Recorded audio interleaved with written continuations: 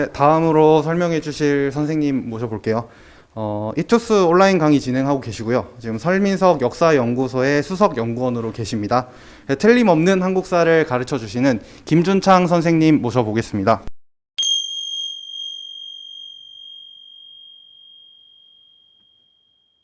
네, 안녕하세요. 틀림없는 한국사 김창입니다. 네, 감사합니다. 자, 이제 서로가 이제 좀 힘든 시간인 것 같습니다. 왜냐하면은 국어, 영어, 수학 들으신다고 고생 많으셨는데 갑자기 이제 한국사 설명해 드리려니까 조금 민망한 부분이 있습니다. 왜냐하면은 저희가 한국사 하면은 떠오르는 이미지가 있다고 생각을 해요. 이미지가. 우리 한국사에 대해서 한번 말씀해 볼게요. 한국사는 우리가 미리 준비해야 되느냐, 여기부터 시작을 해야 되는데, 이 사실 2017학년도가 처음일 겁니다. 그때 필수 한국사가 되고, 제가 이제 대시동이랑 여러 군데 가서 어머님들 생각 다 들어봤어요. 사실 난이도가 너무 쉽거든요. 그래서 이 한국사라고 했을 때 우리가 어떤 인식을 가지고 있느냐, 너무 쉽다. 그리고 시험 직전에 잠깐 보면 안 되냐, 이러한 인식을 가지고 있습니다. 그런데 지금이 이제 우리가 겨울방학을 이제 맞이하려고 하는데 미리 준비해야 되는 거에 대해서 제가 몇 가지 사례를 한 개 보여드릴 거예요. 사례. 여기서 포인트가 되는 것은 미리입니다. 미리. 아시겠죠? 볼게요. 이게 언제적 일이냐면은 얼마 전에 저희가 수능이 있었습니다. 맞죠? 수능. 그런데 11월 중순이 되니까 올라왔던 내용들인데 뭐냐? 제가 곧 수능인데 한국사를 다 까먹어서 1번 말고 풀 수 있는 게 없다는 거예요. 제가 봤을 때는 어머님은 또 1번 다 풀 수 있습니다. 구석기, 신석기, 빗살무늬 토기 다 한다고 생각을 해요. 그런데 이제 5등급 최저 때문에 무조건 해야 한다는 거죠. 그러니까 수능이라는 거 한국사 비중 크게 안 중요합니다. 그냥 이과는요, 딱 4등급 넣으면 되는 것이고, 문과는 3등급만 넣으면 되는 거예요. 그런데 이런 문제가들이 많은 거예요.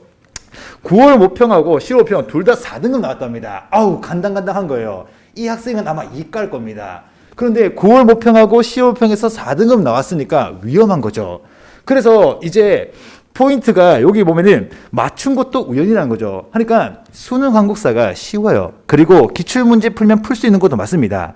그런데 지금까지 우리가 있었던 한국사 문제 보잖아요. 어쩔 때는 쉬워요. 계속 반복도 나오고. 근데 어쩔 때는 좀 어려워집니다. 그래서 왔다 갔다 하고 있는 게 지금 수능 한국사란 말이죠. 그런데 미리 안 했다가 참사가 일어나는 경우가 있는데 그게 뭐냐? 봐봐요.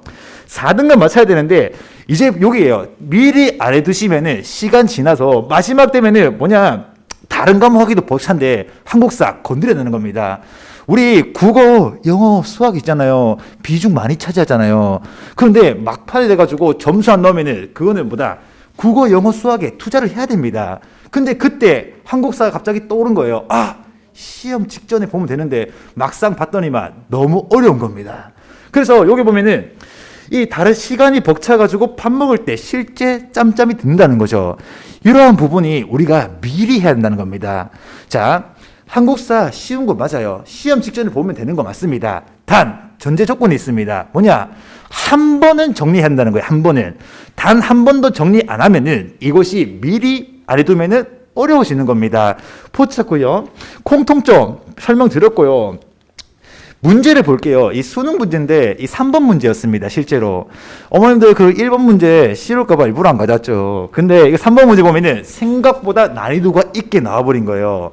그래서 문제는 안 풀 건데 실제로 한 번도 공부 안 하잖아요. 그러면은 흰색은 뭐예요? 글씨고 나머지는 칠판이 되는 거예요. 종이에서는 흰색이 종이고 검은색이 글씨가 되는 것이죠. 그런데 제 수업을 들으면은 뭐냐? 이거는 몰라도 한 번도 몰라도 답은 찾을 수 있습니다. 이 문제가 뭐냐? 여기에서 이 한 강자가 들어가면은 수능에선 답이에요. 어머, 그거 어떻게 하시나요? 제가 지금까지 했던 일이 그거니까 알 수 있는 거예요. 그런데 볼게요. 우리 사례 몇 가지. 명문대학 정문에서 정말 눈에 넣어도 아프지 않을 아드님 따님 가지고 계시잖아요. 발목 잡은 것은 네모다라는 거예요. 네모다. 옛날에 스펀지 감성 살려봤습니다. 네. 근데 여기서 네모 들어간 게 뭐냐면요. 국어, 영어, 수학 맞아요. 그런데 여기서 제가 가져왔던 이유는 한 가지겠죠. 이 네모가 한국사가 됐던 참사의 실제 성적표를 대시동에서 입수했습니다. 보면요.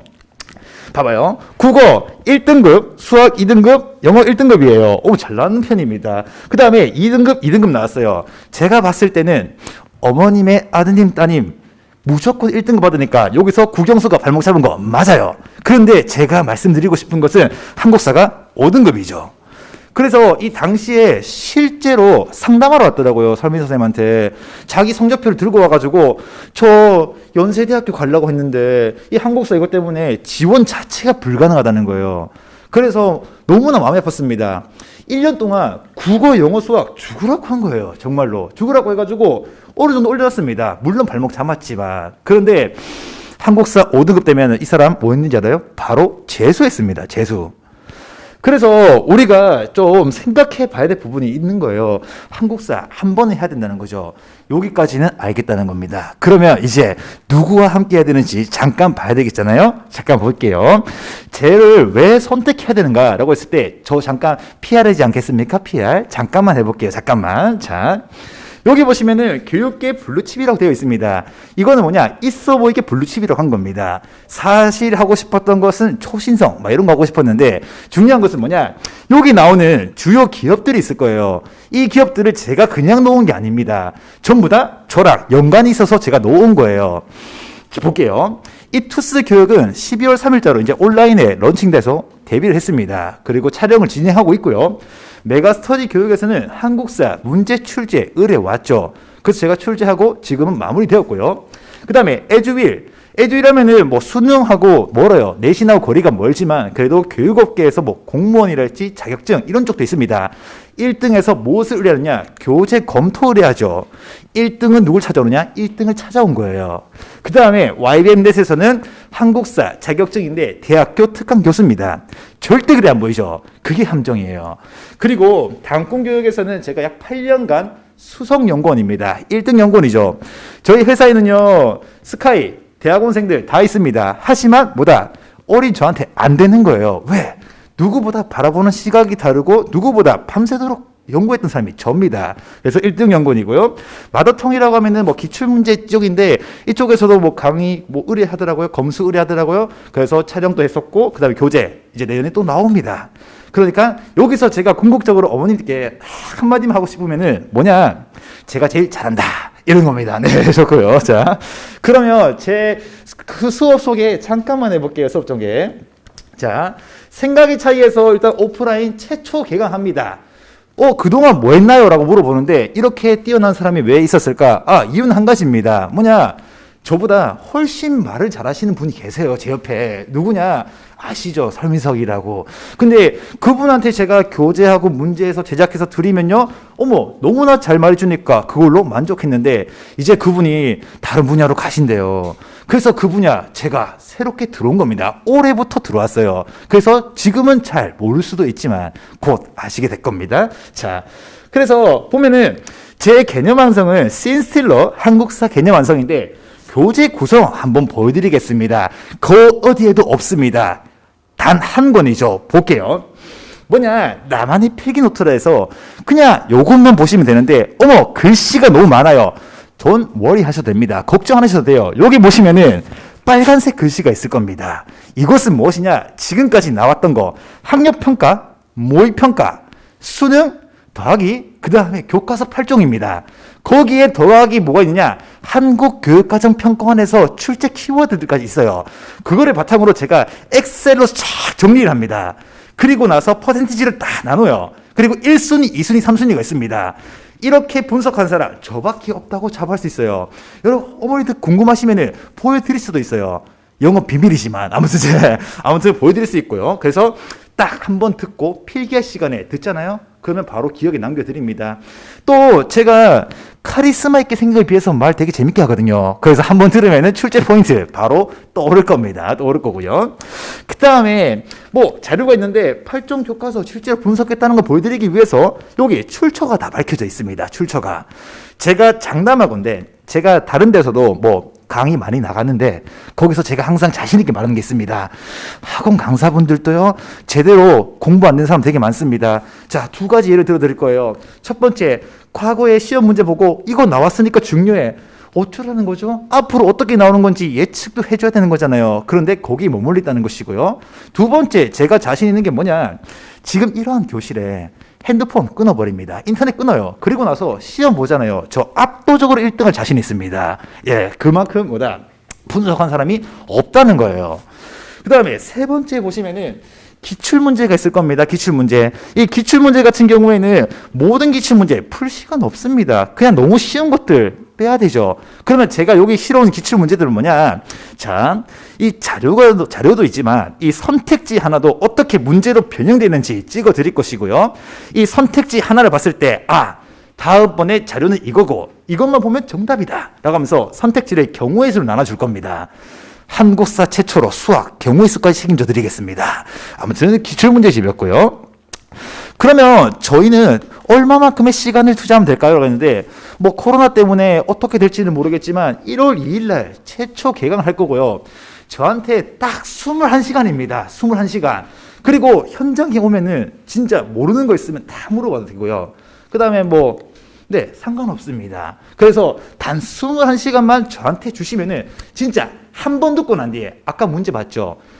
다른 거 다 기억 안 나도 한 강자 보이면 답이네? 이런 것 정도까지 제가 만들어 드리겠습니다. 어머님들 진짜 아드님 따님들 할 수 있습니다. 아드님 따님의 가능성을 믿으세요. 지금까지 틀림없는 한국사 김지창이었습니다. 감사합니다.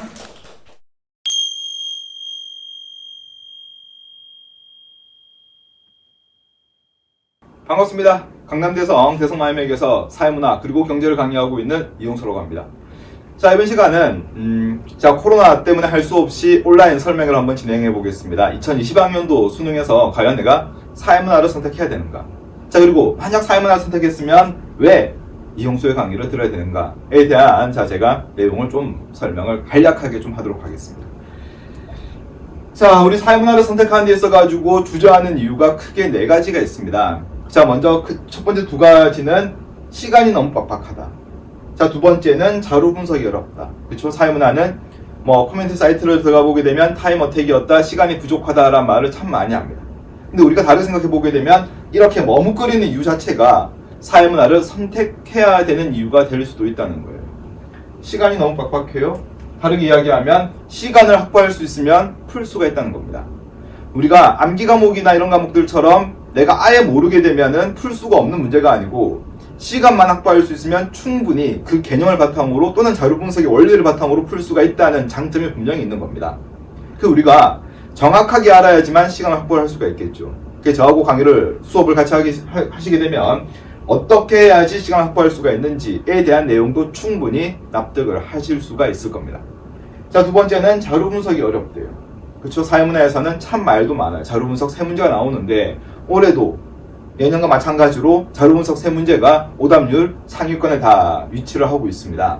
근데 자료 분석은 기본적 원리는 딱 5개밖에 없습니다.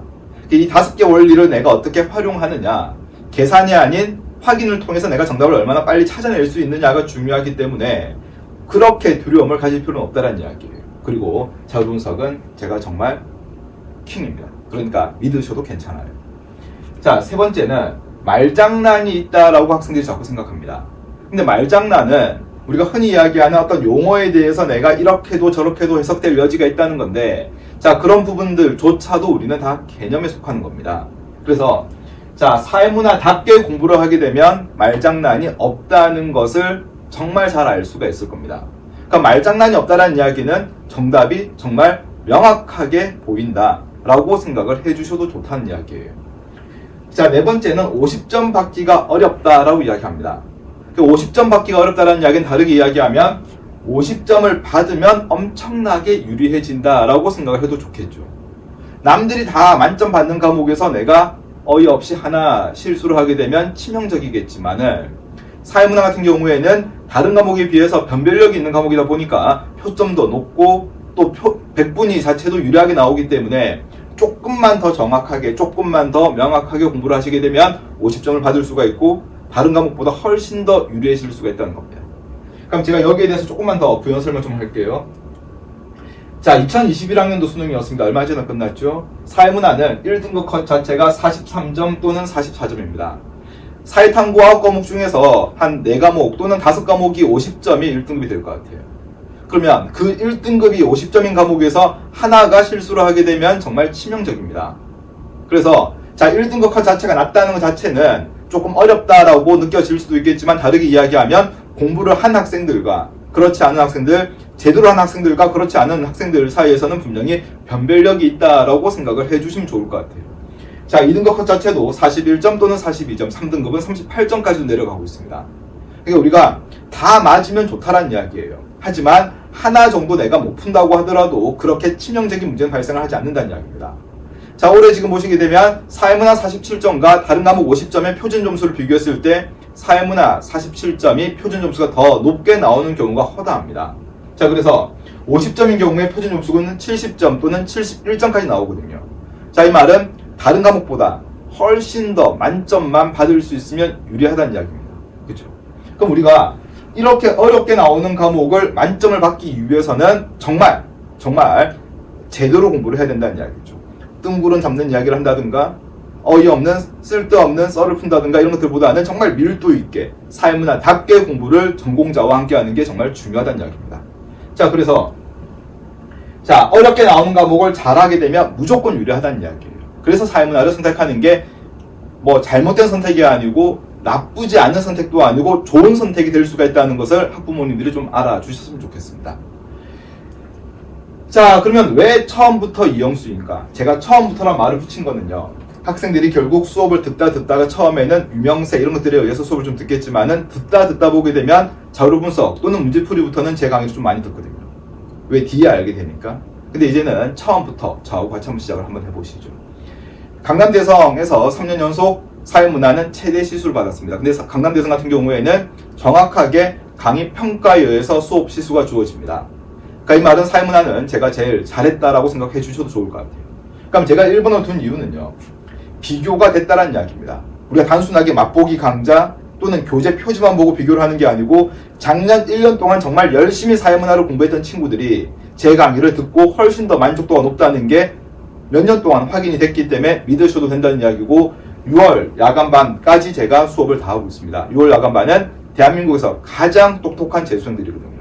근데 이런 학생들조차 에서도 만족도가 높은 수업을 하고 있으니까 비교는 이제는 끝났다라고 생각해 주셔도 좋을 것 같아요. 두 번째는 아 그렇구나 라고는 정말 어림도 없습니다. 그냥 뜬구름 잡는 식으로 야 이건 이렇게 되는 거 아니야? 그냥 이런 식으로 어떤 이해 그냥 사회문화답게 이해를 하는 게 아니고 이러니까 이렇게 되는 것이야 당연한 거 아니야? 이런 식의 접근은 정말 어림도 없다는 게 이번 수능에서도 작년 수능에서도 확인됐거든요. 자, 이 말은 정말 전공자에게 정확한 사회문화를 배워야 하지만 만점을 받을 수가 있다는 이야기가 될 겁니다. 자, 세 번째는 내용뿐만 아니고 문제 배열까지도 제가 직접 다 하게 됩니다. 이 문제부터 문제를 먼저 풀어야지만 이런 개념이 잡힐 거고 이런 문제를 풀었으니까 또 이런 문제를 풀어보게 됨으로써 내가 개념에 대한 응용력이 높아질 수가 있을 거다라는 생각을 바탕으로 제가 문제 배열까지도 제가 직접 다 관여를 다 하게 되었고 마지막으로는 기출만 정리를 해서는 또는 연계교재만 정리를 해서는 안 된다는 게 이번에도 확인됐습니다. 그래서 제가 직접 문제를 만들고 선택지를 제가 변형을 하고 모의고사 모든 문제를 제가 직접 다 출제를 합니다. 제가 직접 출제를 하는 이유는요. 제가 이렇게 가르쳤기 때문에 이렇게 나오면 이렇게도 풀 수가 있다는 것을 제가 확신을 좀 시켜주고 싶거든요. 남들이 만든 모의고사 그냥 나왔던 평가원의 선지만을 분석해서는 어림도 없고 50점을 받기는 어렵기 때문에 제가 정말 50점을 받을 수 있는 콘텐츠를 제가 직접 양산을 다 한다는 이야기입니다. 자, 그러면 개념 완성이 시작이 되는데요. 개념 완성의 모토는 섬세함입니다. 섬세함. 그렇죠? 약간의 섬세함의 차이가 아닌 엄청난 섬세함의 차이가 있을 건데 교재와 강의가 100% 일치합니다. 이 말은 교재를 제가 직접 다 제가 제작을 했기 때문에 교재 따로 강의 따로 놀게 되면 학생들이 여기 봤다 저기 봤다 어디 필기하지 이런 내용이 전혀 없을 거란 이야기입니다. 자, 두 번째는 먼저 개념이 정리가 되고 빈틈없는 개념을 바탕으로 확인을 한번 시켜줄 겁니다. 그리고 자 기출 문제를 통해 가지고 일단은 개념과 결합을 시켜주는 작업을 할 건데 문제 따로 개념 따로 이런 일은 절대 없을 거란 이야기입니다. 자, 매주 50문제의 숙제가 제공될 거고 완벽한 피드백을 좀 해줄 겁니다. 그리고 제가 필수적인 질문을 3가지 이상을 꼭 하라고 이야기합니다. 그 질문에 대해서는 저희 검증된 조교와 제가 그 질문에 대해서 완벽한 피드백을 좀 제공해 드리도록 하겠습니다. 자, 섬세함의 차이가 결국 결과의 차이로 분명히 나타나게 될 겁니다. 그렇죠? 뭐 재밌는 강의 좋아요. 하지만 우리에게 필요한 거는 수능 날 웃게 되는 게 필요한 거지 수업하는 도중에 웃는 것은 그렇게 중요하지가 않습니다. 그래서 저하고 수능 날 웃기 위해서는 처음부터 꼼꼼하게 섬세함을 바탕으로 강의를 한번 진행해 보도록 하겠습니다. 자, 여기까지 사회문화 강사 이용수였습니다. 감사합니다.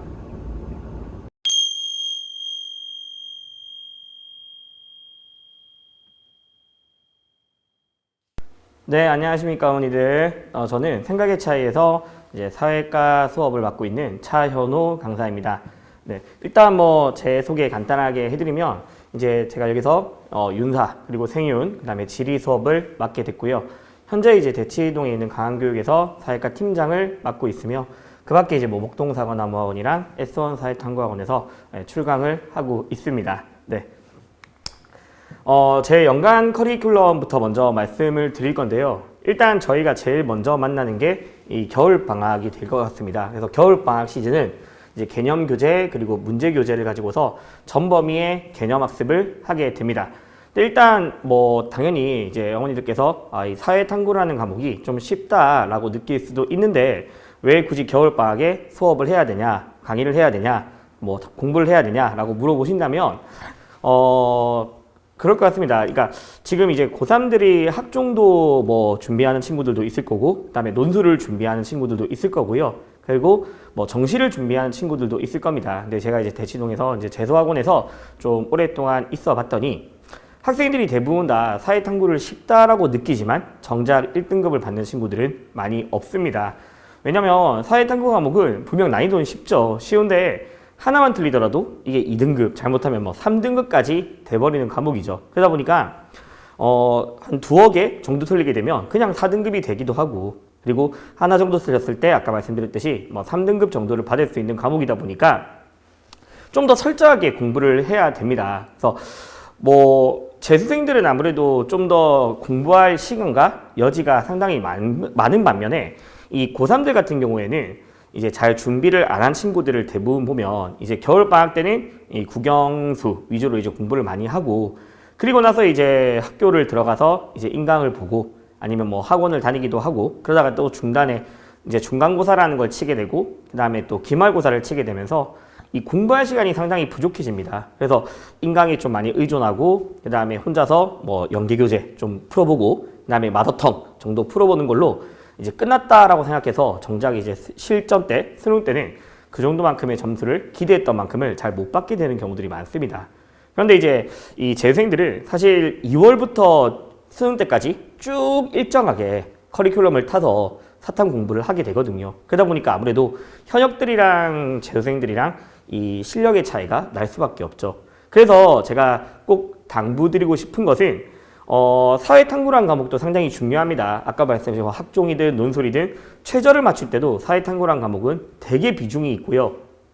잘못해서 뭐 2등급, 3등급을 받게 돼버리면 그것 때문에 최저를 못 맞추고 다시 뭐 다른 방향으로 가야 될 수도 있습니다. 그래서 사탐은 꼭 만점을 받아야 되기 때문에 분명히 겨울방학 때 기본적인 공부, 개념에 대한 학습이 충분하게 이루어져야지 고3 때 내신을 대비하든 학종을 대비하든 간에 이 부담을 좀 줄여줄 수 있고요. 또 일정하게 커리큘럼을 준비해야지만 좀 더 확실한 대비가 될 수 있을 것 같습니다. 자, 그래서 이 겨울방학 때는 아까 말씀드렸듯이 이제 책은 2권을 받게 되고요. 이 개념교재 1권이랑 그다음에 이제 문제교재가 같이 나갑니다. 그래서 문제교재는 혼자서 풀어보면서 질문 같은 것들을 하게 되고 그날 배웠던 것들을 숙제로 나가게 됩니다. 자, 그리고 나서 이제 3월 이후부터는 이 수능특강 분석을 들어가야 됩니다. 아무래도 연계교재는 상당히 중요하죠. 그러다 보니까 수능특강 분석이랑 그 다음에 기출문제를 분석하게 되고요. 이런 내용들이 이제 6평을 대비하는 시즌이 될 것 같고요. 그 다음에 6월 모의고사를 끝나게 되면 이제 수완 분석이 들어가야 되고 그 다음에 기출에서 이 심화 분석이 들어가야 됩니다. 기출 심화 분석이란 무엇이냐면 사탐 과목들, 뭐 제가 윤리 아니면 생윤, 뭐 지리 과목을 맡고 있지만 각 파트마다 학생들이 많이 어려워하고 많이 힘들어하는 부분들이 분명히 있습니다. 그 중에서 특히 이 정답률이 낮은 문제들, 그런 문제들을 좀 더 깊이 있게 공부하는 시간이 될 것 같고요. 그리고 나서 이제 약 한 달 반 정도 남은 시즌에는 파이널 모의고사라고 해서 제가 직접 제작한 모의고사를 가지고서 실전을 준비하게 될 것 같습니다. 자, 이렇게 이제 연간 커리큘럼이 준비되어 있고요. 아까 말씀드린 이제 우리가 제일 먼저 처음 보게 되는 거는 겨울방학이죠. 그래서 이 겨울방학 때 수업이 어떻게 진행되는지에 대해서 제가 설명을 드리겠습니다. 일단 생활과 윤리, 그 다음에 윤리와 사상 먼저 말씀드리면 당연히 강의 범위는 점 범위가 되고요. 시간 같은 경우에는 2시간 30분 정도 수업을 할 것 같습니다. 그래서 2시간 30분 정도 10주 진행을 할 거고요. 일단 제 수업의 특징이라고 말씀드리면 저는 정말 개념을 중요하게 생각합니다. 사실 뭐 모든 강사들이 개념을 중요하게 생각하겠죠. 근데 저는 정말 개념을 특히 중요하게 생각하고 이 개념뿐만 아니라 윤리라는 계열의 과목은 이 원전 학습이 필요합니다. 그러니까 생활과 윤리 쉬운 과목이지만 생각보다 어렵습니다. 그리고 보기 하나 가지고서 틀리는 경우들이 많습니다. 윤사도 마찬가지고요. 근데 그런 내용들이 다 어디 나오냐면 이 원전에 대한 공부가 확실하게 되어 있어야 됩니다. 그래서 저는 이 개념 교재에서도 사상가들의 원전을 정말 많이 넣었고요. 학생들과 같이 이 원전을 분석하는 시간을 가질 겁니다. 자, 그리고 뭐 정확한 근거를 통해서 제가 개념을 완성시켜 드릴 거고요. 나중에 한번 제가 재종반 강의 평가도 보여드리겠지만 저는 그 누구보다 이거 왜 맞아요? 라는 친구들이 물어봤을 때 이거 왜 맞아요? 이거 왜 틀려요? 라고 했을 때 그 누구보다도 자신 있게 답변해드리고 뭐 정확하게 말씀드릴 수 있습니다. 자, 그리고 아까도 말씀드렸듯이 500제 문제 정도 풀이를 교재를 통해서 혼자서도 복습이 가능하도록 진행할 예정입니다. 자, 그리고 한국지리랑 세계지리 강의 계획인데 마찬가지로 강의 범위는 점 범위가 되고요. 똑같이 2시간 30분 10주 완성이 될 것 같습니다. 자, 마찬가지로 뭐 똑같이 개념을 되게 중요하게 생각하고요. 그 다음에 이 지리 계열의 과목이 물론 이제 작년부터 교육과정이 바뀌었죠. 교육과정이 바뀌면서 사실 내용들이 뭐 크게 달라진 건 없습니다. 그런데 교과서에 나오는 그 그래프라던가 지도라던가 이런 내용들이 조금 바뀌었습니다. 기준 연도가 바뀌게 되면서 통계값이 달라지는 경우들이 많거든요. 그래서 저는 특히 이 변화된 교과서, 그 다음에 연결교재에 충실하게 그래프라든가 아니면 자료라든가 아니면 지도 같은 것들을 정말 개념교재에 상실하게 실었습니다. 그리고 이 통계에 대해서도 완벽하게 분석을 해드릴 거고요.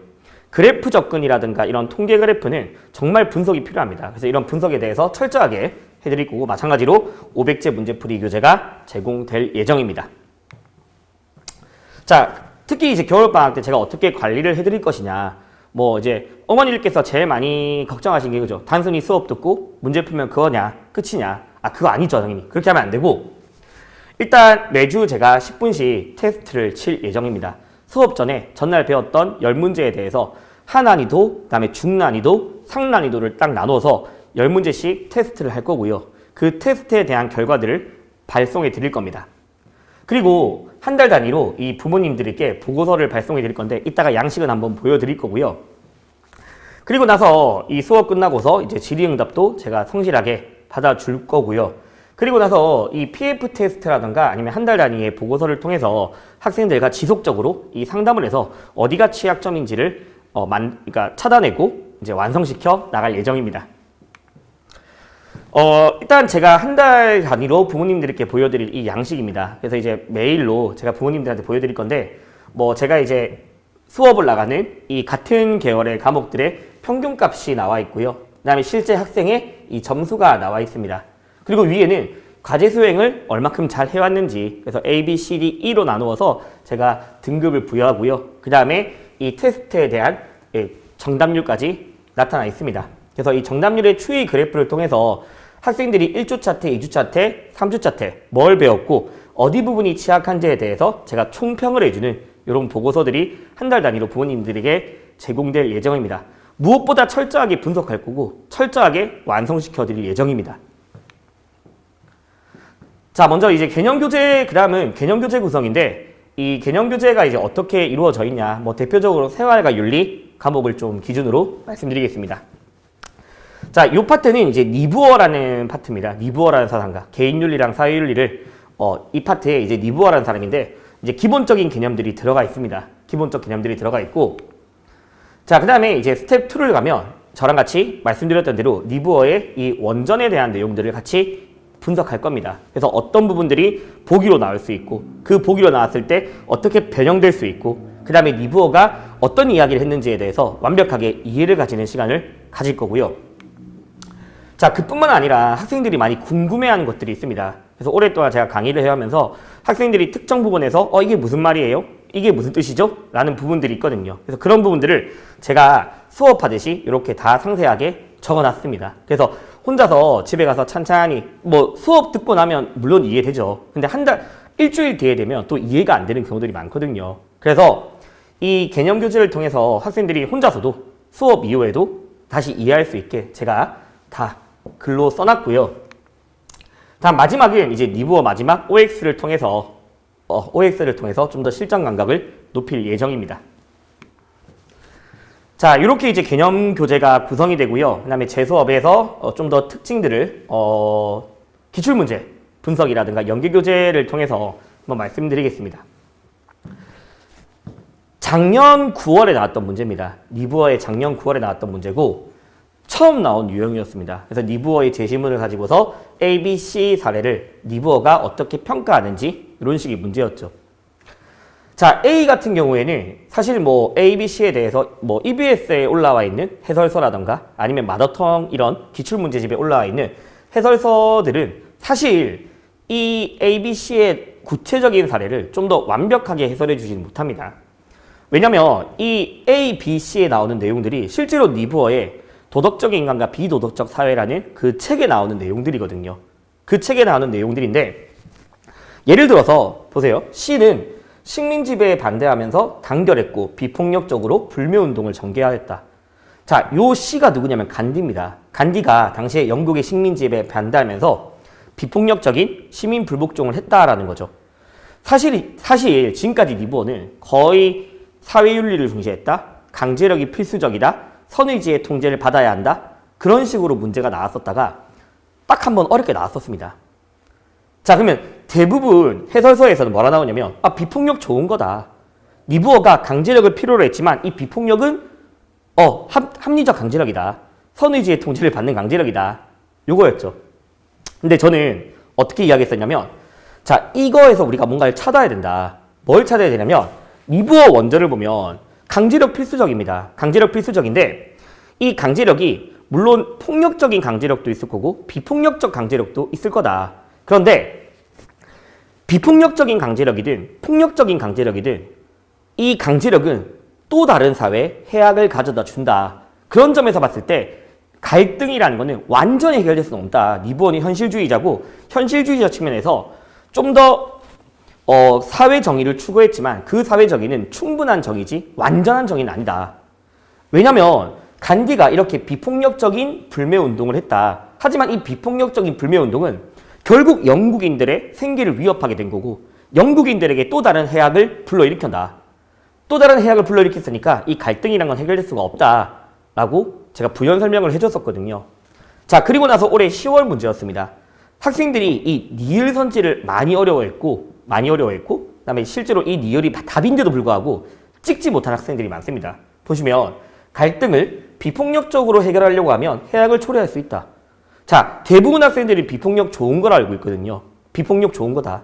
하지만 거기서 나아가지 못하는 거죠. 근데 그런 내용들이 기출에서 저희가 공부를 해야 될 방향이고 제가 수업하는 방향 또한 이 단순히 겉핥기식의 공부가 아니라 좀 더 심화된 내용들, 좀 더 원전에 충실한 내용들을 설명해 드릴 예정입니다. 자, 마찬가지로 이제 연계교재 분석인데요. 이 연계교재 분석에서 왼쪽에 나와 있는 거는 예술관, 생활과 윤리에서 예술관에 대한 문제입니다. 올해 수안에 있었던 문제고요. 사실 예술관의 문제들은 되게 쉽습니다. 2점짜리 문제고 그렇게 어려운 내용들이 아니었어요. 그래서 되게 그냥 비문학적으로 풀면 되는 거였고 그냥 넘어가도 되는 문제였습니다. 그런데 이 생활과 윤리가 점점 어려워지고 있고 그리고 윤리와 사상이랑 많이 내용이 겹치면서 되게 이제 철학적인 내용이 많이 추가되거든요. 그래서 플라톤이랑 칸트의 내용이 나와 있고 그럼 여기서 우리는 플라톤과 칸트의 공통점과 차이점을 정확하게 알고 있어야 되는 거죠. 예를 들어서 아름다움 그 자체, 미 그 자체라는 거 과연 존재할까?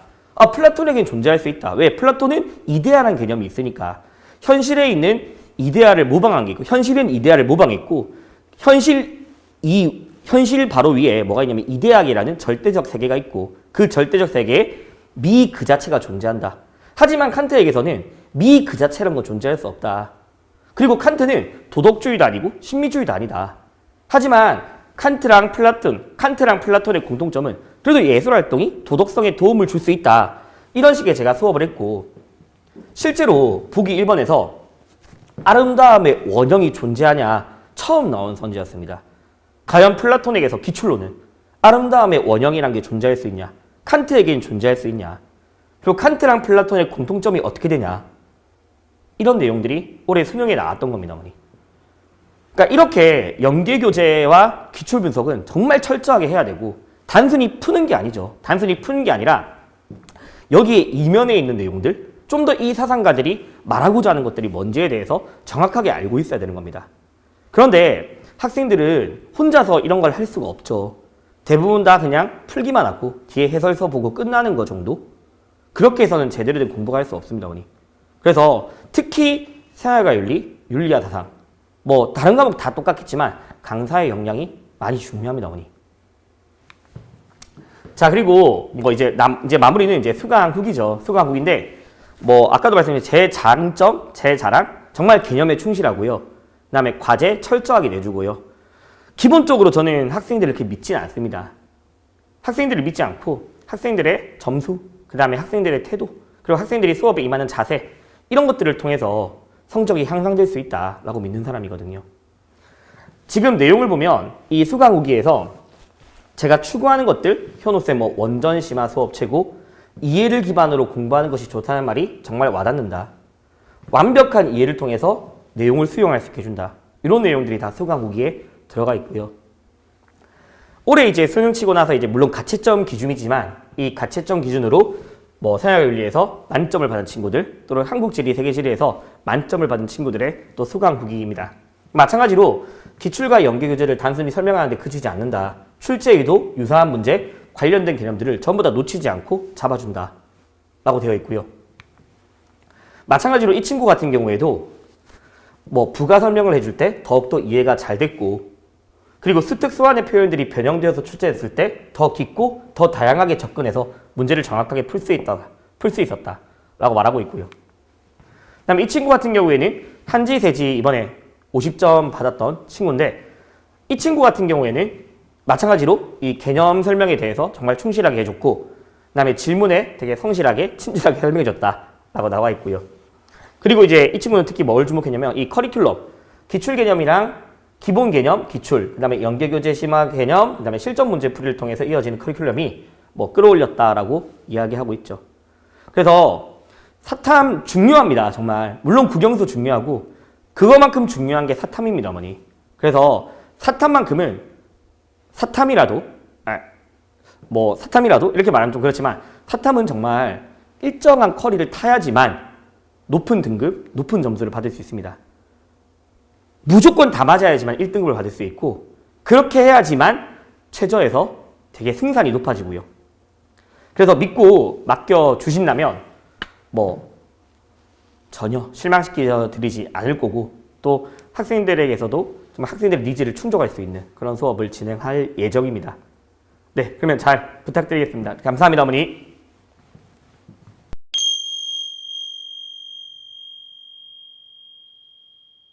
역사 담당하고 있는 동아시아사 세계사 담당하고 있는 조민지이고요. 고2의 세계사하고 고3의 동아시아사를 하고 수능은 아마 세계사를 선택하거나 동아시아를 선택하면 저와 함께 1년 동안 하게 될 텐데요. 일단 첫 번째 페이지에 보시면 동아시아사 제가 일부러 이거 넣습니다. 수능 과목 그 등급 컷을 넣었는데요. 여기 첫 번째 페이지 보시면 그 이번 수능 같은 경우에 제가 이제 수능 무게를 보고 그 다음날 메가에 올라온 컷을 이제 써놨는데요. 이 특이한 점이 뭐냐면 1, 2등급은 거의 한 문제 차이로 다 납니다. 해년간 보시면. 근데 2하고 3 사이가 2문제 정도가 나요. 그러니까 4점이나 5점. 이게 동아시아사하고 세계사의 공통적인 분포거든요. 그러니까 제가 이걸 굳이 말씀드린 이유는 역사 과목은 아이들이 이제 선택하기도 좀 진입하기가 어렵다고 생각을 하죠. 그리고 이제 거기 들어간 애들은 좋아하니까 근데 이제 좋아하는 게 잘하는 거하고는 별개라는 거예요. 특히 다른 과목에 비해서는 좀 2, 3등급이 차이가 있다는 건 제대로 공부하지 않거나 내가 빼먹는 지역적인 한두 소단원, 그러니까 흔히 얘기하는 뭐 인도나 아랍의 이슬람사라든지 이런 것들을 빼먹으면 그런 문제는 거의 놓치는 경우가 있고요. 그 킬러 문제라고 이제 보통 흔히들 아이들이 얘기하는 연도를 몰라서 못 푸는 문제가 이게 역사 과목의 공통적인 특징이 근대사하고 현대사로 가면 좀 치밀하게 꼼꼼히 공부를 할 필요가 있습니다. 그 부분에서 좀 차이가 많이 나는 편이에요. 그 앞에 위에는 뭐 50 아니면 47, 48은 어쩔 수 없고 2, 3등급의 차이가 다른 과목의 사탐 과목에 비해서는 좀 나는 편이고요. 전체적으로 말씀드리면 1학년 때 고1 때 한국사를 배우고요. 2학년 때 세계사를 배웁니다. 근데 이 한국사는 당연히 국사 얘기고 세계사의 구성이 어떻게 되어 있냐면 동양사, 서양사, 그리고 아까 말씀드렸던 인도나 이슬람. 그러니까 이 부분을 안 하면 그냥 하나 틀린다고 생각하시면 돼요. 근데 애들이 시간이 없으면 이걸 놓치거든요. 이거 저는 막판에 막 빈칸 넣어서라도 어떻게든 하나라도 기억하기 위해서 이걸 일단은 해야 되는 부분이고요. 동양사는 보통은 한국사, 중국사, 일본, 뭐 베트남, 기타 등등이 들어가 있어요. 제가 굳이 왜 이걸 말씀드리냐면 3학년 때 하는 동아시아사가 이 두 개를 합한 거예요. 그래서 보통 학생들이 이제 이야기할 때 사탐 과목을 선택할 때 공부 분량이 많은 것 하면 이제 두 번째 정도의 얘가 들어가고요. 공부 분량이 적은 것 하면 이제 얘가 들어갑니다. 근데 보통 아이들이 동아시아사를 하는 애들은 2학년 때 세계사를 거쳐서 와요. 그러니까 얘네들의 입장에서는 거의 이쪽은 하고 왔기 때문에 공부 분량이 적다고 하겠죠. 그러니까 서양사에서 배운 동양사 이 파트에다가 이 여러 나라 관계사를 묶은 게 고3 때 동아시아사의 내용이에요. 그러니까 아이들이 이제 이야기를 이해하시겠죠. 공부량이 적다고 이야기하는데 말씀드린 것처럼 국사나 세계사의 동양사 부분이 거의 70% 정도 되고요. 교섭사하고 일본사가 좀 자세히 들어가고 이런 구조를 가지고 있습니다. 일단 그 정도이고, 그럼 수능은 이런 걸 가지고 수능은 어떻게 난이도가 나오냐? 역사 과목의 특징상 일단 눈으로 보면 아는 건 바로바로 풀 수 있는 직관적인 문제들이 많이 나와요. 예를 들어 뭐 사문도 이번 수능에서 사문이 좀 말이 많았죠. 어려운 문제들이 많이 나와서 시간이 뭐 걸리고 그런 것처럼 무슨 개념을 알고 있어도 오래 문제 푸는데 걸리거나 알아도 못 푸는 이런 거는 아마 거의 없다고 보시면 되고요. 공부하는 한 대로 바로 직관적으로 풀 수 있고, 제 얘기가 아니라 아이들의 얘기가 15분이면 한번 봅니다. 그리고 이제 나머지 시간에는 헷갈리는 것들 한번 보고 이런 정도의 문제 난이도이고요. 문제 난이도 자체가 그렇게 어렵지는 않은데 공부할 때 아까 잠깐 말씀드린 것처럼 근현대사 파트는 좀 촘촘하게 연도 외워가면서 공부할 필요가 있는 것 같습니다. 자, 그리고 응시 경향을 보시면 선택자 수가 적은 건 이미 학교에서도 선택할 때 작기 때문에 어쩔 수가 없고요. 동아시아사를 하는 애들하고 세계사 하는 애들은 이렇게 같이 하면 쌍사 이렇게 얘기해요. 이렇게 연관되는 부분이 있기 때문에 많이 하는 편입니다. 그리고 등급 분포는 처음부터 말씀드린 것처럼 좋아하는 애들이 많이 몰렸다고 해서 몰려있냐? 그건 아니고 오히려 더 시험의 성격과 좋아하는 건 다르기 때문에 공부를 제대로 해야 높은 등급을 얻을 수 있는 것 같고요. 그러면 공부는 어떻게 해야 될 것인가? 교과서가 일단 동아시아 같은 경우에는 첫해 개정된 교과서로 지난해 2019년에 세계교과서로 출발을 했다가 하나가 빠지고 출판사 하나 빠지고 이제 금성이나 미래한이 들어왔는데요. 4개의 교과서를 충분히 다 아이들이 볼 수가 없겠죠. 그리고 고3이나 특히 재수생 같은 경우는 수능 특강 수능 교재로만 공부를 하거든요. 이제 그러면서 지역적인 내용을 많이 놓치는 경우가 상당히 많이 있습니다. 그래서 저는 일단 제가 만든 교재는 수능 특강의 그 챕터별로 나가되 교과서에 있는 내용, 그러니까 수능 특강에 안 나와 있는 내용들도 일단은 다 담으려고 노력을 했고요. 제가 웬만한 온라인 강의도 다 봅니다만 그 수능 특강 EBS에서 하는 수능 특강 교재 강의조차도 여기 빠져 있으니까 금성교과서의 자료를 가지고 설명하겠습니다. 여기 지도가 나오고 뭐 이렇게 하더라고요. 그래서 웬만하면 아이들이 다른 걸 찾아보지 않고 한 권으로 공부할 수 있도록 수능 교재는 구성이 되어 있고요. 문제는 동아시아 여태까지 나온 문제는 다 풀어본다고 생각하시면 됩니다. 과목 자체가 나온 지가 얼마 안 됐기 때문에 6, 7년 정도이기 때문에 그 정도 기출은 학평 수능 기출 교육청 모의고사를 제외하더라도 학평 기출, 수능 기출은 무조건 풀어봐야 하고 수능, 특강, 완성 다 문제를 다뤄본다고 생각하시면 되고요. 일단 기본적으로 풀어볼 내용은 교재의 내용은 그렇게 구성되어 있고 풀어볼 내용들은 당연히 학평 수능 기출 중심이 되겠고요. 연간 강의 일정은 겨울방학 때는 일단 수능 크루저 수업이 되어 있고요. 제 수업 이제 크루저 역사라고 되어 있는데 이 섹션이 두 가지입니다. 수능 수업할 때는 타이틀이 수능 크루저고요. 내신 수업할 때는 내신 크루저 이렇게 구성이 되어 있습니다. 겨울방학을 끝나고 나면 이제 내신이 들어가겠죠. 3학년 때 동아시아사 내신을 하는 학생들은 또 다른 별도의 교재, 출판사별로 저는 교재를 다 따로 만듭니다. 출판사별로 교재를 만들고 또 과제장도 따로 나가고, 그리고 온라인 학습을 하기 때문에 온라인 할 때 부교재를 또 쓰는 학교들이 있더라고요. 올해가 온라인 하면서 처음 내신을 겪었는데요. 1학기 중간고사를 올해 보고 나서 기출문제 아이들이 시험지를 보고 나서 기존에 있는 기출과는 조금 다른, 전혀 교과서에서 다루어지지 않은 내용이 있어서 이건 도대체 어떻게 나왔는지, 한두 문제가 나와서 거기서 이제 걸리는 애들이 있어서 보니까 온라인 학습의 수업을 학교 선생님이 하지 않잖아요. EBS 링크를 거시죠. 그러니까 학교 수업은 기출문제대로 이제 풀면 문제가 없었는데, 온라인 링크가 걸려져 있는 그 강사분이 온클에서 했던 그 내용이 시험지로 나와요. 그러니까 교과서에 빠져있는 내용이 들어가 있어서 이게 도대체 뭔가, 그러니까 얘기를 해보니까 온라인 클래스에서 EBS 선생님, 링크 걸려있던 선생님이 얘기했던 문제가 좀 심해서 이제 그걸로 변별을 하시려고 내신 문제가 나온 경우가 있더라고요. 그래서 이렇게 중앙서 보고 저는 좀 과하지만 링크되어 있는 선생님의 EBS에서 떠있는 작년, 재작년 강의를 제가 다 봅니다. 1.6배속, 2배속 해서 어쨌든 빠져있는 내용을 내가 놓치면 안 되겠다는 생각을 해서 약간 좀 집요하게 하는 편이고요. 그렇게 해서 이제 커버를 하고, 내신 같은 경우에는 이 서술형 대비가 나가더라도 아이들이 문장을 외워서 쓰진 않죠. 그래서 채점 기준이 될 만한 단어들을 체크 밑줄 쳐서 나가거나, 아니면 수업 시간에 제가 이런 걸 설명할 때 어떻게 해야 될까, 단어들을 한번 나열해 보자, 이런 식으로 보통은 나간다고 생각을 하시면 될 것 같아요. 그리고 내신 끝나고 수시 원서 쓰고 하다가 여름방학 되면 심화 이론 강의가 들어가고, 1년은 일단 동아시아사는 내신이 중간에 껴있기 때문에 그 내신을 제가 상당히 강조합니다. 아까 말씀드린 것처럼 수능특강에 빠져있는 사료나 자료들이 교과서에 나와 있는 게 상당히 많아요. 배제는 미래에는 쓰고 있다고, 교과서를 쓰고 있다고 알고 있고요. 금성교과서도 전통적인 역사 교과서에 잘된 교과서이기 때문에 거기 자료가 되게 많이 나오거든요. 그래서 그런 걸 고려해서 문제 교재를 구성했다고 보시면 됩니다. 그래서 뒷장에 보시면 겨울방학 8주가 어떻게 구성되어 있는지 일단 나와 있고요. 그 다음에 수업 방식을 잠깐만 설명을 드리면, 제 강의가 학원 홈페이지에 링크가 되어 있는데 7, 8분짜리가 링크 되어 있더라고요. 전체적인 개관을 한 수업이 링크가 되어 있는데요. 거의 제가 수업 들어오면 5강을 배운다 그러면 5강 바로 책 보고 이렇게 하지 않고요. 일단 칠판 전체로 한번 쭉 흐름을 잡습니다. 이렇게 우리가 오늘 이런 걸 할 거야. 전체적으로 틀은 이래. 원인과 결과 큰 틀은 이렇게 구성돼. 자, 지금 우리가 5강을 배우고 있는데 4강에서는 이런 사건이 있기 때문에 지금 이런 게 나왔어. 앞으로 6강은 이렇게 되겠지? 하고 큰 개관의 틀을 잡습니다. 그리고 나서 이제 개별적인 사실들을 교재를 통해서 이해하죠. 제가 처음에 틀을 잡을 때는 이해하기 쉬운 이 문어체 문장이라고 하죠. 좀 이해하기 쉽게 우리말로 이렇게 하지만 이 교재로 들어갈 때는 교과서적 표현들을 되도록 씁니다. 구어체 문장으로 좀 하고, 바뀌었네요. 구어체와 문어체. 교과서에 있는 문장들이나 표현들을 되도록 쓰려고 합니다. 왜냐하면 애들이 사건을 알아요. 그러니까 흥미 위주로 공부를 하다 보니까 이야기는 알겠는데 이게 이제 문자로 표현되었을 때, 이게 그 말이에요? 이게 그 사건이에요? 이런 관계를 그렇게 표현한 거예요. 하는 경우를 질문을 많이 받아서 웬만하면 이제 교재 설명할 때는 교과서에 있는 표현대로 문장 그대로 얘기하려고 하고요. 그리고 나서 이제 마무리는 이쪽으로 와서 다시 지우고 다시 시작합니다. 자, 니네가 아까 했던 게 여기 위치 들어가야 돼.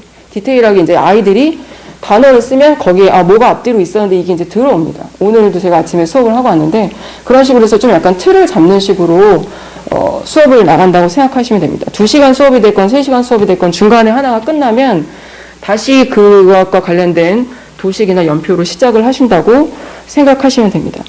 교재는 과제장이 계속 나갈 거고요. 그리고 세계사도 마찬가지 2학년 아이들이 세계사를 배우고 3학년에 올라오죠. 그래서 중간에 블랭크가 되어 있는 건 내신 수업이 3학년은 세계사가 없기 때문에 빈칸이 되어 있고요. 세계사 수업도 마찬가지 역사 수업 계속 해왔었기 때문에 기본적인 것은 개관을 하고 도식을 하고 연표를 그려놓고 그 다음에 개별적인 사실을 공부한 다음에 다시 이것이 우리가 아까 봤던 그 틀 속에 어디에 위치되어 있는지 그걸 확인하는 흐름으로 간다고 생각하시면 됩니다. 서양사는 세계사는 동양사하고 서양사 아까 말씀드린 인도 이슬람사인데요. 서양사는 거의 흐름을 잡는 거 위주로 공부를 해야 되고요. 동영상의 각국사, 말씀드렸던 중국 왕조의 특징들, 그다음에 일본사, 그리고 이제 한국사는 세계사에서는 거의 이제 소략이 되어 있는데 그런 식으로 공부법에 따라서 아마 수업을 진행해 갈 것 같습니다. 마찬가지로 교재는 단거나 세계사도 단거나 되어 있고요. 이미 세계사 내신을 거쳐왔기 때문에 이 겨울방학 수업 때 세계사는 그때부터 아마 모의고사를 풀릴 생각이에요. 2학년 때 학평은 사탐이 범위가 잘려 있었죠. 그죠? 3학년에 들어가면 3월 달부터 전범위로 들어갑니다. 네. 그래서 세계사 2학년 때 내신 했기 때문에 겨울방학 수업 들어오면 아마 3, 4주차 정도면 저하고 수업이 거의 아마 몸에 익었을 거예요. 절반 정도 지나가면 그때 모의고사를 주면서 전범위를 공부할 수 있게끔 해서 3월달 시험이 별로 어렵지 않습니다. 사실. 근데 전범위를 본다는 압박감이 있거든요. 그래서 그것도 대비할 수 있도록 겨울방학 수업은 준비를 하고 있습니다. 나머지는 거의 비슷하다고 생각하시면 돼요. 네, 전체적인 틀은 이렇게 설명을 드릴 수가 있겠습니다. 혹시 동아시아 사는 세계사를 선택 대답은 하셨나요? 그러지는 않으셨죠. 네. 그 동아시아 사는 세계사를 수업을 하고 있다는 걸 잘 모르는 학생들이 많고요. 실방으로 하는 곳이 많지 않습니다. 주변에 일단 말씀을 해주시고 전체적으로 역사는 뭐 국사도 제가 학사도 합니다만 국사 공부 자체가 개별적인 사실을 외운다고 해서 되는 게 아니고 전체 얼개 속에서 이 배치를 시켜야 되기 때문에 그 틀 속에서 공부할 수 있도록 준비를 하도록 하겠습니다. 여기까지 하겠습니다. 수고하셨습니다. 과탐 선생님은 솔베이 과학전문학원에서 수업하고 계시고 지금 형설학원에 또 출강하고 계신 선생님이십니다. 임소희 선생님 모셔보겠습니다.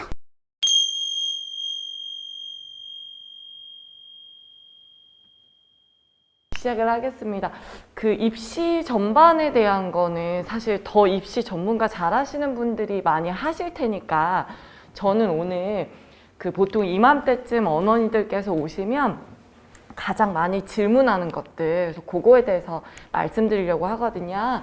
제가 준비한 꼭지 4가지예요. 이렇게 4가지예요. 그래서 보통 어머니들께서 과탐 선택할 때 사실은 이제 결론은 그래요. 아이들이 제일 잘하는 걸 시켜야 되거든요. 근데 보통 뭐 이렇게 진짜 상위권 대학 같은데 이제 원하시는 분들은 뭐 표준 점수나 뭐 이런 것들 때문에 어떤 과목을, 그러니까 아이가 잘하는 게 아니라 뭐 그 점수 높은 걸 선택을 해라. 그래서 그런 걸 문의를 하시거든요. 그래서 그거에 대해서 준비를 해봤고, 그 다음에 솔직히 뭐 국어, 영어, 수학은 그냥 꾸준히 하시잖아요. 겨울방학 때부터. 근데 과탐은 보통 1학기 때 내신하고 2학기 때 이제 수능하면 된다 이렇게 생각을 하세요. 근데 제가 1학기 때부터 무조건 수능 다 해야 돼요 이렇게 말씀은 못 드리지만 그렇게 하면 좀 늦는다는 거 말씀드리고 싶어서 준비했고, 그 다음에 저한테 학부모님들도 그렇고 아이들도 그렇고 사설 문제를 갖고 와요. 근데 여기서 말하는 사설 문제라는 건 EBS나 평가원 문제에서 기존에 출간됐던 게 아니라 뭐 종로학원, 대성학원, 메가스터디 이런 데서 되게 유명하신 선생님들이 만드는 문제 있잖아요. 그걸 이제 가져와서 이거 꼭 풀어야 되지 않냐 이렇게 말씀을 많이 하시는데 그것도 이제 말씀을 드릴 거고, 그다음에 제가 수업 어떤 방식으로 하는지 그거 이제 해서 마무리 할게요. 먼저 이제 과탐 꿀조 이거부터 말씀드리면, 아까도 말씀드렸다시피 저는 애들이 제일 잘하는 거. 왜냐면 보통 이제 과학이 4과목이잖아요. 어머니 물화생지. 제가 화생을 가르친다고 해서 화생하세요 이렇게 말씀 안 드리고요.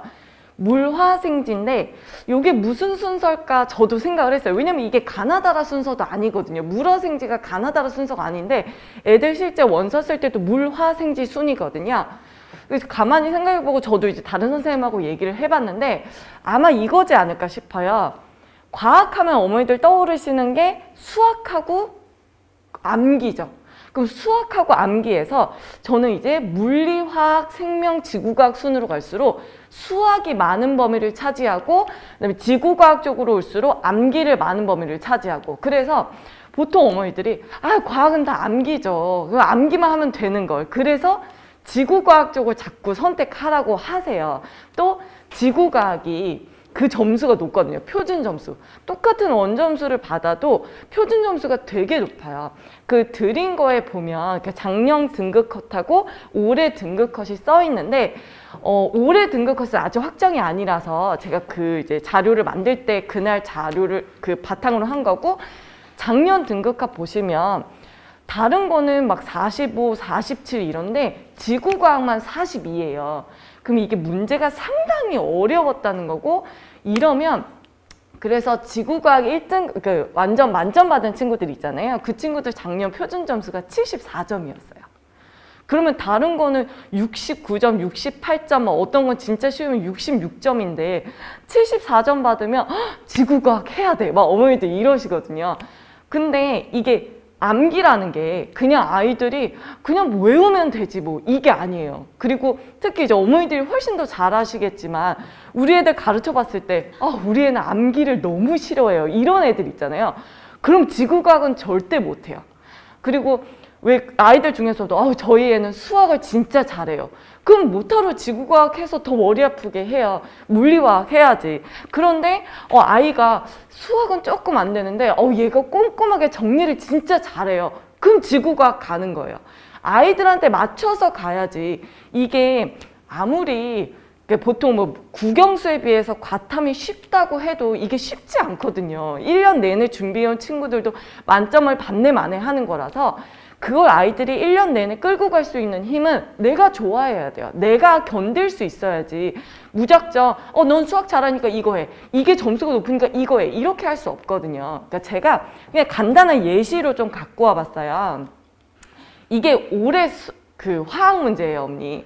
근데 이거 보시면 화학이다라는 생각이 좀 드세요?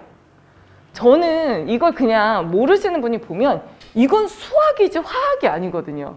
근데 이런 문제가 물리는 더 많아요. 그러니까 물리는 전체 수업 문제 중에서 한 10문제 내외 정도가 이렇게 다 계산을 하는 거고, 화학은 이렇게 긴 문제들이 제가 지금 그냥 가장 어렵게 보이는 것만 3개를 갖고 온 건데 많게는 8문제에서 적게는 한 6문제 정도 문제가 나와요.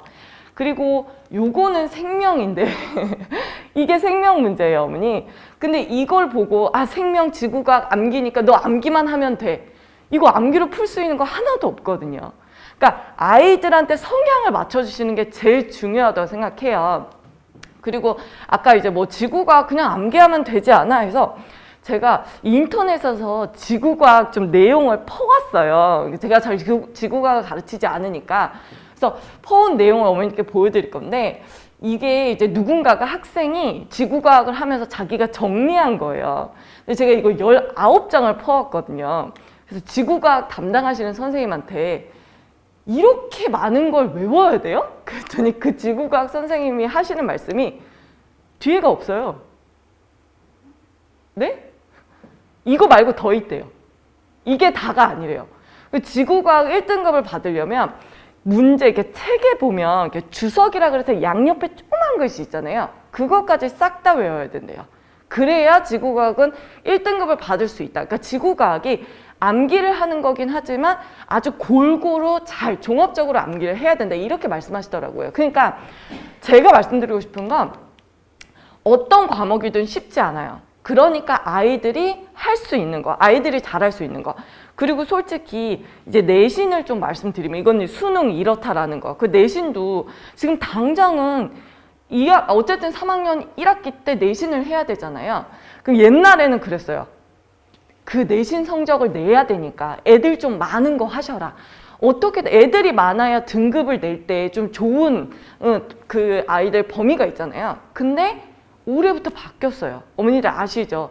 그 2과목이 전부 다 성취도 평가로 바뀌었어요. 그 절대 평가하고 비슷한 건데 그 옛날 중학교 때처럼 A, B, C, D 등급을 가지고 매기거든요. 그러니까 이제는 굳이 내가 싫어하는데 애들 많으니까 절로 가서 수업 듣고 이런 거 안 하셔도 돼요. 그러니까 내 애한테 맞춰서 그렇게 공부시켜 주시기를 저는 그렇게 이제 말씀드리고요. 또 하나는 요거. 아까 말씀드렸다시피 그럼 과탐 수능 준비는 도대체 언제 해야 되냐. 그리고 이런 말씀도 많이 들어보셨죠. 3월 모의고사 성적이 나중에 수능 성적 된다. 이게요. 국영수에는 조금 맞을지 그거 잘 모르겠어요. 근데 과탐은 절대 아니에요. 왜냐면 보통 재수생 아니고서는 과탐을 겨울방학 때 잘 안 하잖아요. 많이 안 하잖아요. 그리고 저도 애들 뭐 재학생들, 재수생들 많이 수업해봤지만 1월부터 딱 시작을 해요. 보통 뭐 12월 말부터 한다고 해도 1월, 2월, 3월 하면요. 생명은 유전 파트 전까지 끝내요. 유전에 들어가지도 못해요. 그리고 화학 파트도 한 3단원까지 해야 많이 해요. 한 바퀴 돌리는데. 그러니까 돌리질 못한 거죠. 그러니까 재수생들이야 시간 많으니까 아침 저녁으로 수업 듣고 괜찮겠지만 기본적으로 재학생 친구들은 이게 겨울방학 안에 끝내는 게 힘들어요.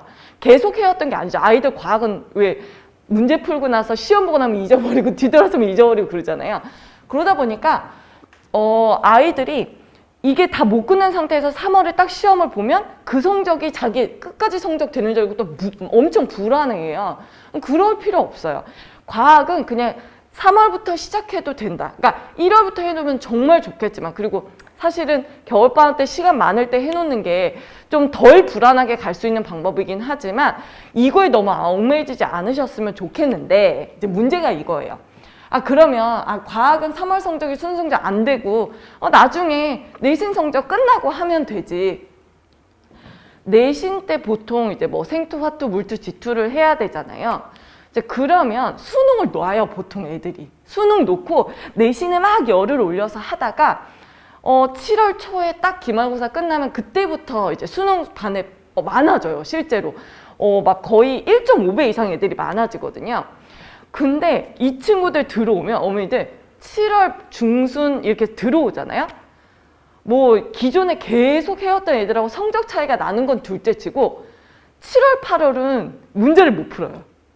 문제를 못 푼다는 게 이해를 못해서 못 푸는 게 아니고요. 어머니 7월 중순 말 8월 초에 뭐 하는지 아세요? 원서 쓰죠.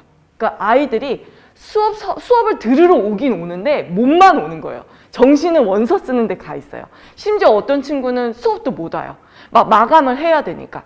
그러니까 거의 시작을 8월 거의 중순 돼야 하는 거예요. 그러면 8월, 9월, 10월 기간이 너무 짧아요. 이게 딱 1월에 요이땅 한 친구들하고는 점수가 이게 날 수밖에 없는데 이게 당연히 공부한 절대적인 시간의 차이가 날 수밖에 없어요. 근데 보통 1학기 때 내신을 그렇게 열심히 준비한 친구들은 좀 좋은 대학을 가고 싶어하는 친구들이고 그럼 그런 대학들은 대부분 최저가 있잖아요. 최저를 못 맞춰서 발을 동동 굴러요. 제가 지금 현재 조교로 데리고 있는 친구가 있어요. 이제 연대 글로벌 이제 붙어서 다니는 친구인데 이 친구가 어렸을 때 영국인가 살다도 왔고 이래서 영어도 엄청 잘하고 수학도 좀 잘하고 국어도 잘하는데 과학 성적이 이 친구가 딱 그런 케이스였거든요. 내신 성적은 계속 1학기 때 왜냐면 내신 성적이 1점 몇이었으니까 놓칠 수 없잖아요. 그러니까 막 1학기 때 열심히 했어요. 근데 이제 2학기 땅 하자마자 저한테 들어와서 수능 수업을 듣는데 너무 힘들어하는 거예요. 내용을 이해 못하는 것도 아니고 그렇게 머리 좋은 친구가 내용 이해 못하는 것도 아니잖아요. 근데 문제만 풀었다면 문제가 제 시간 내에 못 푸는 거예요. 훈련이 안 돼 있으니까. 그래서 실제로 이 친구도 발을 동동 구르고 어머니도 발을 동동 구르시고 어떻게 해야 되냐고. 물론 당연히 이제 잘하는 친구여서 마지막에는 그렇게 열심히 했는데도 이가 떴어요. 그래서 다 이제 잘 들어가긴 했는데 이게 완전 놓고 있으면 힘들어요. 그러니까 제가 드리는 말씀은 뭐냐면 그럼 어떻게 해야 되냐? 1학기 때 내신을 하시더라도 내신하는 내내 학원을 뭐 다녀라 이게 아니라 계속해서 수능은 놓지 말아야 돼요. 수능 특강 또는 아니면 기출문제집 이건 계속 풀고 있어야 돼요. 그러니까 완전히 내신만 하느라고 수능 완전 놔버리면 아이가 왔을 때 너무 힘들어요. 그래서 제가 만약에 가르치는 아이면 제가 생투, 화투 수업을 들어오는 친구인데 이 친구가 저한테 화원생원을 물어본다 그래서 너는 수능 수업 안 들어오니까 물어보지 마. 이렇게 안 하잖아요, 어머니. 물어봐도 되거든요. 어떤 방식으로든 수능을 놓고 있으면 안 돼요. 그래서 그렇게 하시다가 나중에 그러니까 적어도 문제집 한 2권 정도 수능 특강 정도는 풀고 들어와야 무난히 합류할 수 있어요. 그래서 그거 절대 놓지 말아달라고. 그래야 아이들 이제 성적하고 잘 이렇게 이어질 수 있다는 거 그렇게 말씀드리고, 또 하나는 이제 아까 말씀드렸던 거 수능에서 사설 문제 어떻게 해야 되냐. 이거는요, 반은 맞고 반은 틀려요. 그러니까 반은 맞는 케이스가 뭐냐면 이미 2학년 때 그냥 뭐 화생, 물리원, 뭐 지구과학 다 1등급이야. 1등급인 친구들이 있잖아요. 그 친구들 보통 어떠냐면 학교마다 좀 다르지만 그러니까 일반적으로 그 2학년 때 선생님들이 그냥 수능 문제 내세요. 학교 내신에. 그러니까 진짜 쉬운 학교들은 내신 문제만 내지만 제가 겪어본 많은 학교들은 대부분 2학년 그냥 내신 시험에도 선생님들이 수능 문제, 수능 특강 그냥 내세요. 그럼 그때 이미 2학년 때 아유 다 평정했어. 수능 특강, 수능 완성 다 했고 기출문제 다 풀었고 이런 친구들 있잖아요. 그럼 그 친구들은 사설로 푸는 게 맞아요. 왜냐면 제가 일반적으로 말하는 사설이 그 EBS나 평가원 문제보다 난이도가 굉장히 높아요. 그 아까 보여드린 화학 문제나 이제 생명 문제 중에서 예를 들자면 생명 같은 경우에 비분리 파트라는 게 있어요. 유전에서. 아이들이 왜 유전 어렵다고 하잖아요. 비분리가 뭐 1분열에서 비분리가 일어나고 2분열에서도 비분리가 일어나는데 원래 EBS 평가원 문제는 1분열에서 비분리 일어나면 2분열에서 안 일어났었어요. 만약에 1분열에서 안 일어났다. 그럼 2분열에서만 일어났었어요. 근데 이미 한 3년, 4년 전, 3년, 4년 전부터 사설에서는 1분열에서도 비분리, 2분열에서도 비분리 이런 문제가 계속 꾸준히 났었거든요. 근데 그게 작년 수능부터 나요. 실제로. 그러니까 사설이 앞서가요. 앞서가거든요. 화학도 그래요. 앞서가요. 그러면 이 친구들은 그런 앞선 문제를 만약에 사설에서 나중에 수능에 안 나온다 하더라도 사설에서 그렇게 어려운 방식으로 계속 풀면 수능 문제가 쉬운 거죠. 그렇잖아요? 원청 도움이 되는 거예요. 그런데 자 문제는 이거예요. 우리 애가 모의고사를 봐도 EBS 모의고사나 평가원 모의고사를 봐도 2, 3등급이야. 근데 그런 친구들한테 사설 문제를 던져주면요. 이거는 너 열심히 하라고 던져주는 거야. 이거 하면 성적 오른 데가 아니라 과부하를 주는 거예요. 그런 친구들은 나중에 어떤 경우가 되냐면 실제로 어떤 친구는 어머니께서 계속 이 사설 문제를 구해 오시는 거예요. 그래서 애한테 풀라고. 근데 애는 이걸 못 푸니까 저한테 갖고 오잖아요. 제가 그랬어요. 너 이거 풀 성적 안 돼. 이거 나중에 풀어야 돼. 내가 너 풀 때 되면 알려줄 테니까 그냥 그냥 내가 주는 문제 풀어라고 했더니 어머니가 검사를 한대요. 이걸 풀어야 된대요. 나중에 얘가 자기 안 한다고. 안 하고 사탐 넘어가겠다고. 사탐으로 자기 이제 완전히 바꿔버리고 자기는 과탐이 아닌 것 같다고 얘기를 하더라고요. 그래서 아니라고. 할 수 있다고. 다독거리면서 했는데 이게 독이 되는 경우가 있고 득이 되는 경우가 있어요. 그래서 판단하실 때 이거는 사실 저는 이제 어머니들께서 갖고 오실 때 그렇게 얘기해요. 어머니 제가 판단할게요. 아이들이 9월, 10월 모의고사에서도 무난히 1등급 아니면 뭐 아깝게 2등급 이런 친구들 있잖아요. 그럼 제가 불러요. 나랑 같이 요거 좀 고난이도인데 이 문제 풀어보자. 우리 이걸로 마무리 짓자. 그렇게 해서 풀리고 그렇지 못한 친구들은 EBS 정도로 계속 풀려서 어차피 수능은 그 정도가 나는데 굳이 어렵게 돌아갈 필요 없는 거잖아요. 그래서 그렇게 공부시킨다는 거 말씀드리려고 하고요.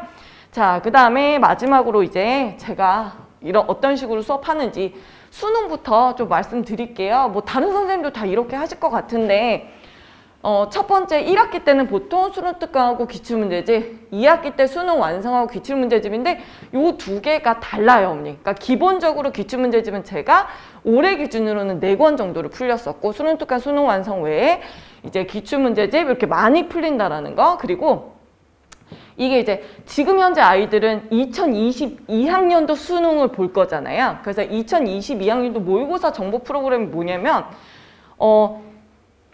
예를 들어서 올해를 기준으로 들면 올해 아이들이 그 풀었던 모의고사들 있잖아요. 이걸 저는 학원에서 그대로 풀리는데 그럼 그거 출력해서 그대로 풀리면 모의고사 2번 푸는 건데 뭐가 달라요?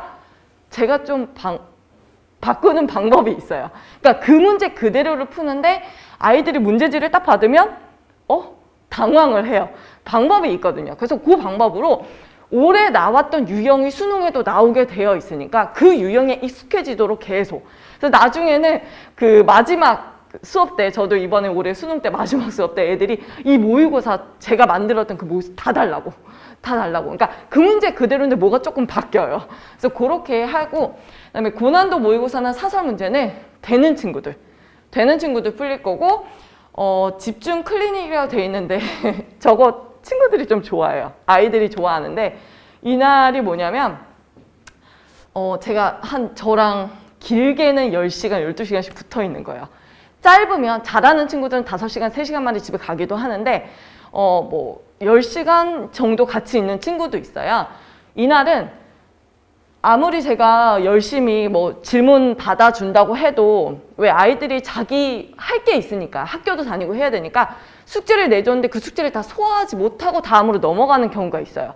넘어가야죠. 이렇게 진도는 따라와야 되니까. 그럼 나 이거 질문 못하고 넘어갔는데 나 이거 못했는데 이미 선생님은 다음 진도를 갔으니까 이거 물어보기 애매해. 이렇게 되잖아요. 전날은 와서 그동안 진도 나갔던 것 중에 못 풀고 지나간 거 아니면 자기가 따로 푸는 문제집 중에 안 풀리는 것들 있잖아요. 싹 다 완전 그냥 다 끝내고 가는 날이에요. 그래서 이거를 보통 1년에 2번 정도 해주는데 올해는 코로나 사태도 있고 그래서 아이들이 막 너무 원하더라고요. 제가 이거를 4번인가 5번인가 해줬는데 그러고 나면 이제 못 푸는 문제가 없으니까 기존에 자기가 풀었던 문제 중에는 못 푸는 문제가 이제 없는 거잖아요. 되게 좋아하면서 집에 가더라고요. 그래서 이런 거 프로그램 할 거고 그다음에 그 내신은 생투와2 이제 완자로 개념 설명하고 학교 난이도에 맞는 내신 문제 이게 왜 중요하냐? 아까 말씀드렸잖아요. 그 학교 선생님들이 그냥 수능 문제 내세요. 그냥 수능 문제 내서 푸는데 화투생투잖아요. 그리고 이게 성취도로 바뀌었잖아요.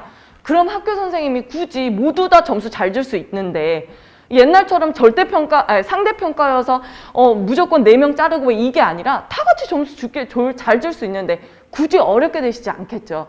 더군다나 수능 볼 친구, 화투생투로 수능을 본다 그러면 모르겠지만 그렇지 않으면 학교 선생님 보통 쉽게 내세요. 그래서 굳이 수능 문제나 이런 걸 풀 필요는 없이 학교 난이도에 맞게 그래서 선생님이 기존에 어떻게 출제를 하셨는지 그런 거 시험지를 가져다가 제가 그 맞는 내신 문제를 풀 거고 그럼에도 불구하고 어쨌든 수능 특강, 수능 완성 같은 거, 수능 기출문제 풀이로 내신 역시 이거 당연히 잡아야 되잖아요. 이제 성취도로 바뀌었는데 성적 내려가면 큰일이니까 이거 해서 완벽하게 마무리할 수 있도록 할 거고요. 24시간 365일 관리라고 되어 있는데 제가 애들한테 늘 강조하는 게 있어요. 수업 와서 듣는 이 시간이 과학 시간이 아니라고. 니네가 학교에 앉아있던 다른 학원에 앉아있던 집에 앉아있던 너네가 과학 공부를 하는 그 시간이 과학 시간이라고. 그 시간에 풀다가 모르는 거 생기면 바로 찍어서 나한테 보내라고. 그럼 제가 수업하고 있지 않을 때는 다 답해주겠다고.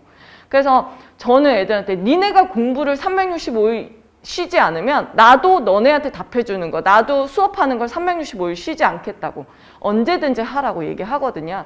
그래서 그렇게 관리하고 있고 이제 조교 친구들도 와서 그러니까 제가 가르쳤던 친구들이라 저와 그 설명하는 방식이 비슷하잖아요. 그래서 그런 식으로도 활용을 하고 있으니까요.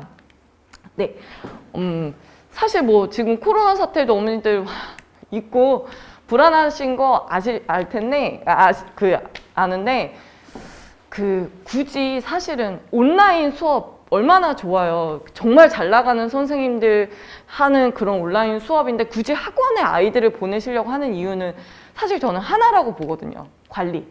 그러니까 제가 아는 온라인 선생님도 진짜 많으세요. 다들 걱정하는 게 뭐냐면 어떻게 관리를 시키지? 그러니까 온라인인데도 불구하고 관리에 대해서 되게 고민을 많이 하세요.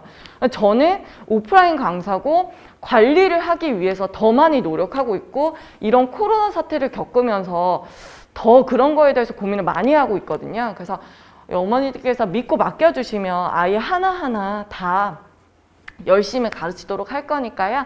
네. 꼭 아이가 수업 시간에 만나게 될 수 있었으면 좋겠습니다. 네, 들어주셔서 감사합니다.